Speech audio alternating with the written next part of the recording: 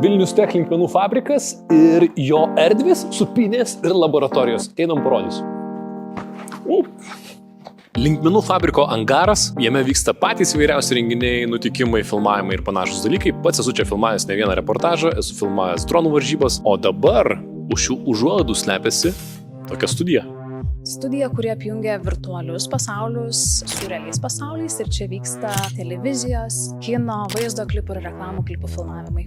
Čia, kiek žinau, filmuoja tiek klipus užsienio reperiai, tiek Vilnius Tech studentai. Taip, visiškai taip.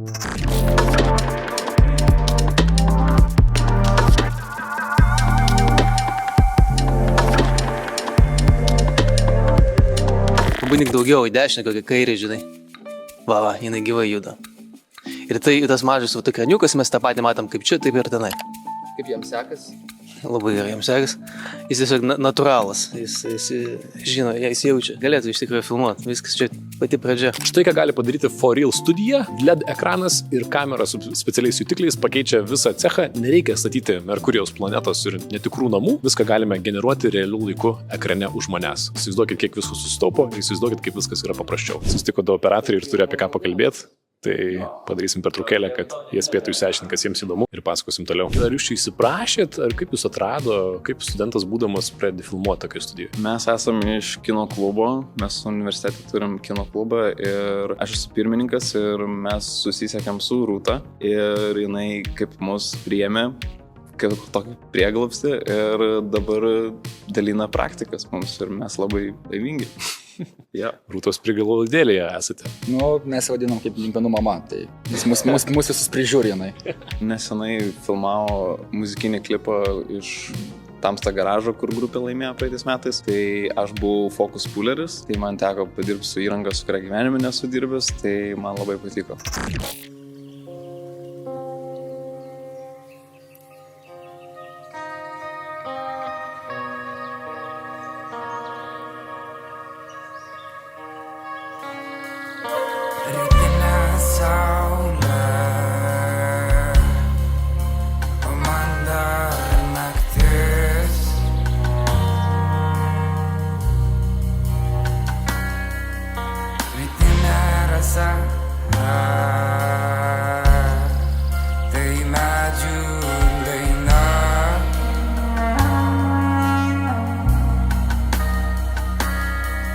Ką jaučiatės išmokę čia filmuodami? Aš asmeniškai labai daug išmokau su šviesom ir kamera dirbti, nes buvo džiugas mūsų linkmenų operatorius, labai daug išmokau būtent su kamerom, taip ką filmuoti ir kadruotis, kaip atsirinkti. Taip pat labai gera praktika buvo čionai. Jo, tai išmokom viską nuo pačių filmavimo aikštelėje, bet man kas įsiminė, viena frazė, kur pasakė, kad jeigu išgirsti, kai šaukia tavo vardą, tai reiškia, kad tu pavėlavai.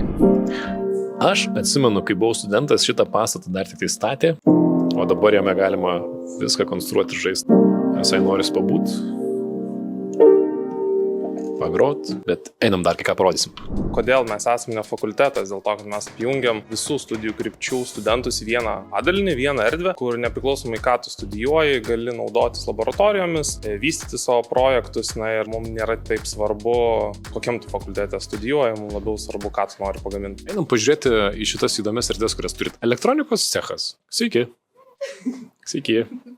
Aš linkmenuose ir atsiradau, nes profesorė pasiūlė vietoj laboratorinių darbų atlikti vieną savo projektą ir aš sumaščiau, kad reikia paimti iš vienkartinių elektroninių cigarečių celes, jas sugrupuoti, surinkti į komplektus ir pasidaryti savo powerbanką, kuris būtų 10-20 kartų pigesnis negu bet ką gali nusipirkti rinkoje. Plius puikiai patirtis išmokti kažką pačiam. Parašiau postą į Saulėtekio grupę, sakau, gal kas turit užkaupę. Surinkau kelis šimtus, jas visas kroviau. Ganėtinai vargingas darbas, bet manau apsimokėjo. Geras. Ir šitą užskaitys projektą kaip laboratorinį darbą, kaip ką, nereikės rašyti kažko? Tai vietoj 5 laboratorinių viso semestro užskaitė, gavau 10 ir esu patenkintas. Pagarba. Mane prigąsdino, kad šis paspirtukas, surinktas iš įvairių perdirbtų dalių, yra labai galingas, traukia netgi daiktus į šalis ir sakė atsargiai, pabandom. Normaliai.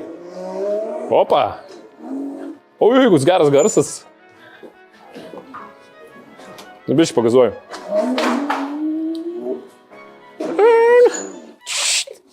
Negalima ražyti saulį tikriausiai viduje, ne? Dar viena laboratorija, 3D cechas, 3D spausdintuvai ir studentai čia dirbantis. Labas. Sveiki. Ką veiki?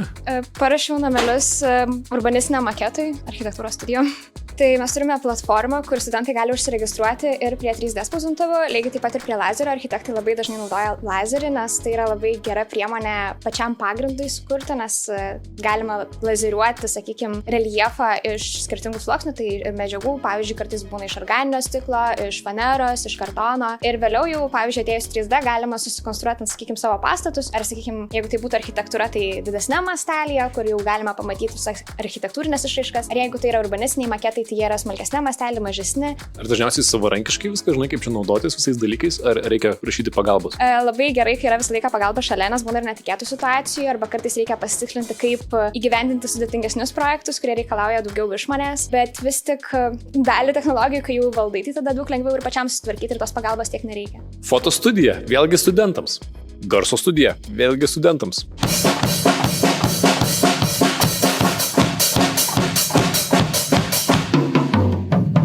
Kokių sričių studentai dažniausiai ateina čia į metalo dirbtuvę? Na, tai dažniausias studentas tai yra mechanikos inžinerija, taip pat ir suvirinimo studentai, pavadinkim, ir visi kiti, kurie domisi kažką pagaminti iš metalo. Na, vėlgi, mums nėra labai svarbu, ką tu studijuoji. Jeigu turi kažkokių idėjų, kurias gali pasigaminti, tai tada tą studentai čia ir atlieka.